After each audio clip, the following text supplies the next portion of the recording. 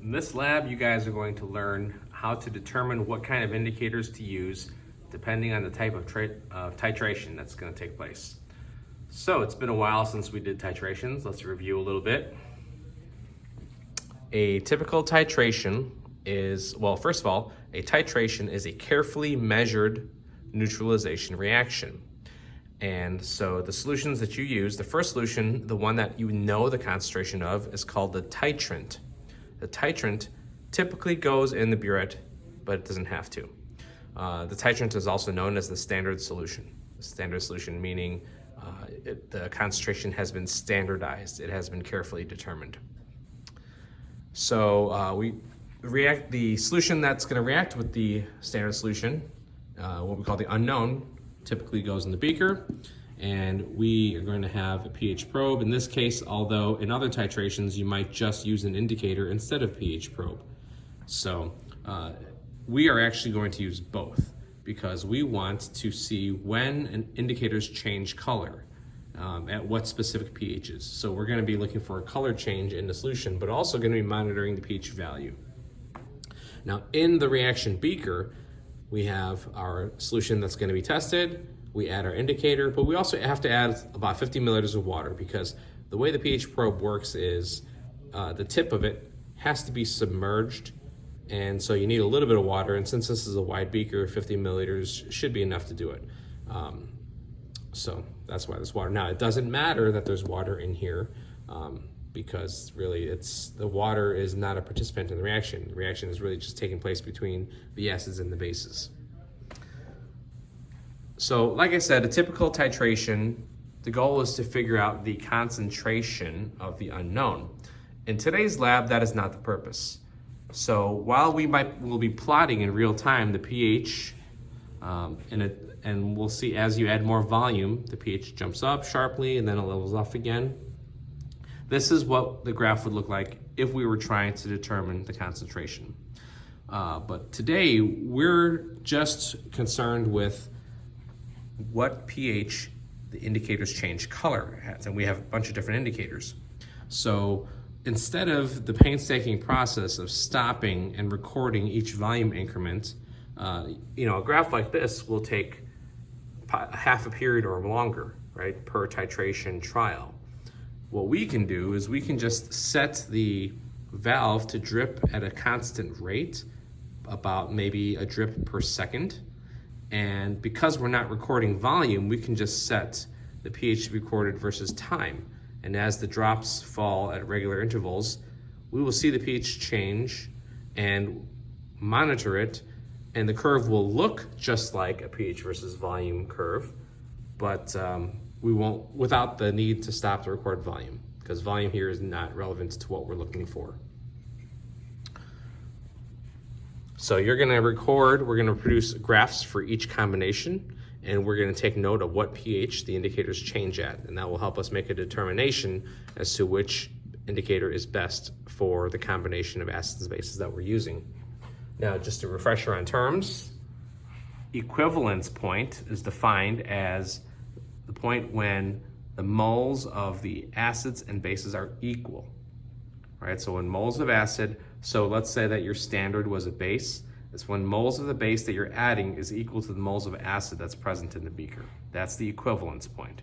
And that is the mathematical basis for determining the molarity of the unknown. The end point is the point at which the indicator changes color. So whatever indicator you're using, they will change colors at different pHs. So because they vary, the equivalence point is not necessarily equal to the end point, although you can pick an indicator that will change color close to the end point, to the equivalence point, but it doesn't necessarily have to be, and as you see in this case, it's not really going to be. All right, so here we have our setup.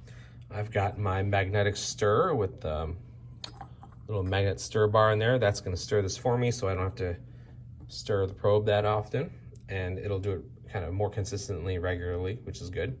I've got my lab quest all set up, and I filled my burettes to the 0 line with sodium hydroxide, which is 0.1 molar, and that's our standard. Although I guess it doesn't matter if it's at the 0 line or not, because we're not taking volume measurements in this lab.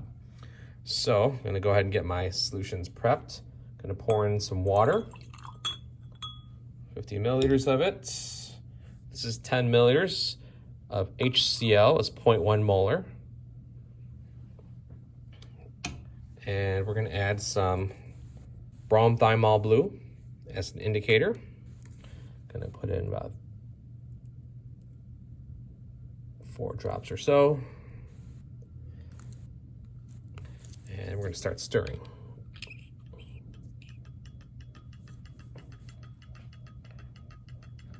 All right, so I've got my pH probe.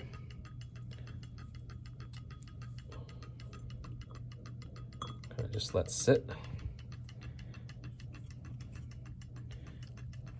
So as you can see, we are starting with an initial pH of around 2. I've got my iPad synced to the LabQuest, and so I'm going to record, do a screen capture through QuickTime of the real-time plotting.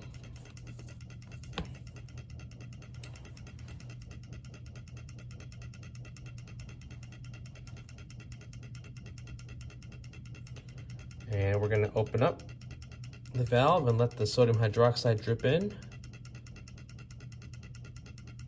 Try to get a flow rate of about a drop per second.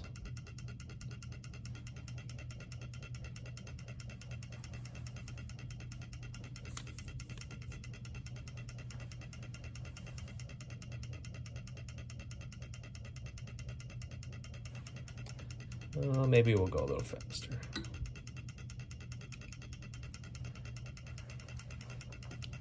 We of course have the benefit of time lapse, so I can speed this up in editing.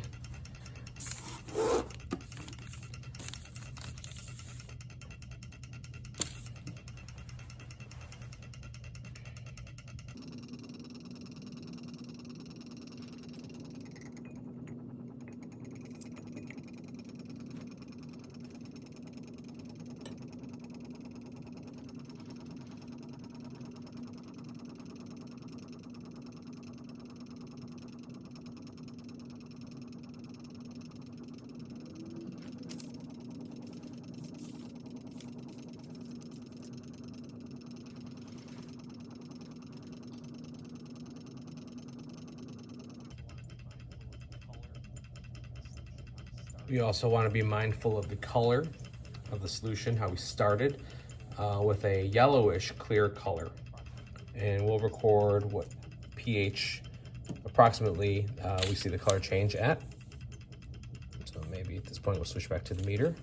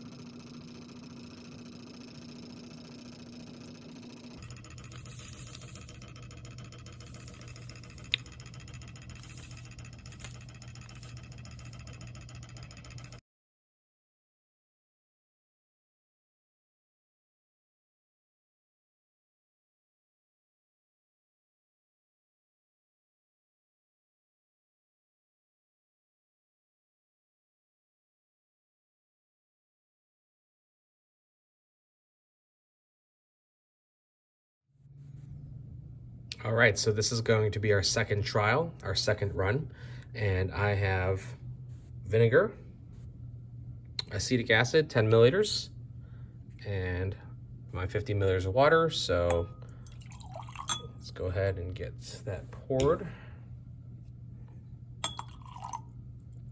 The indicator that I'm going to use is phenolphthalein.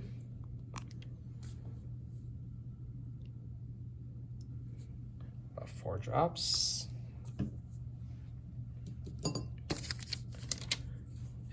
And let's get our probe. Get our stir bar going.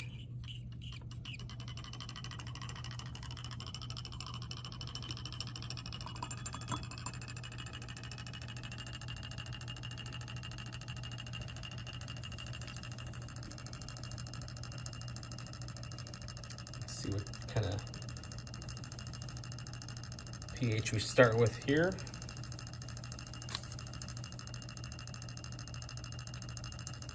All right, so I'm going to start my screen recording on the iPad. And we're going to start recording trial 2, and we're going to open up the valve.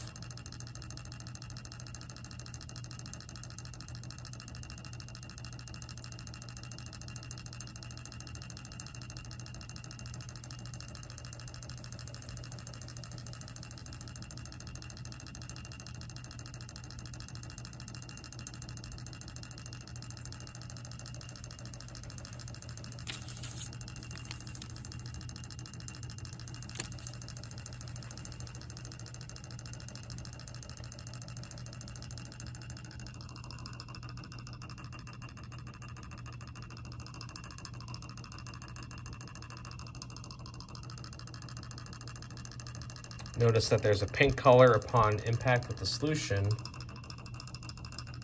but it does dissipate, although it's hanging around a little bit longer than I'd like. I need to slow the strip rate down.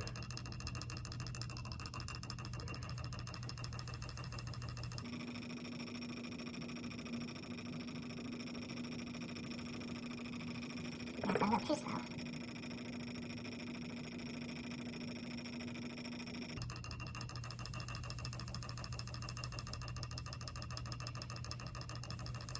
Keep your eye on the color of the solution and the pH. Try to take note of when the color just remains pink. Once it turns pink permanently and then remains pink.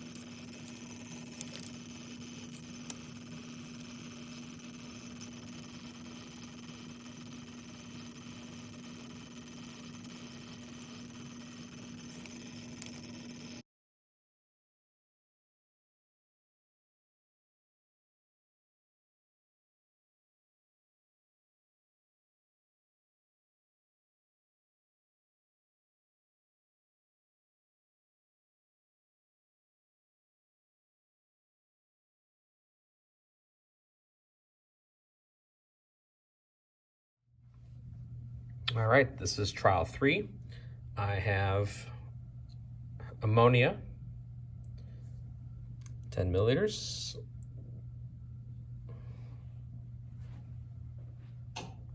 Got water.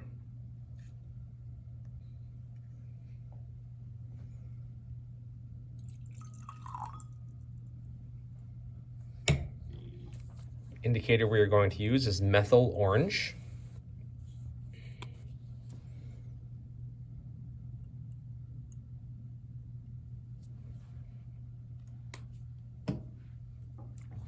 Let's get our probe in there.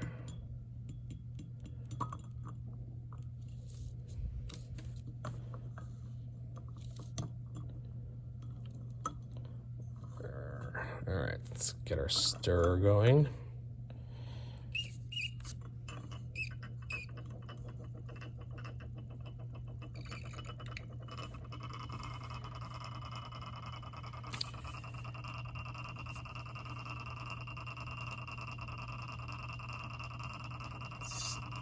Start our screen recording on the iPad.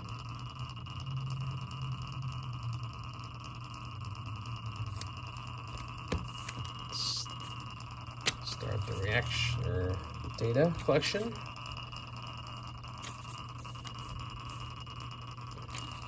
Note the starting pH. And let's open up our drip. We are adding the HCl as our standard solution, our titrant this time.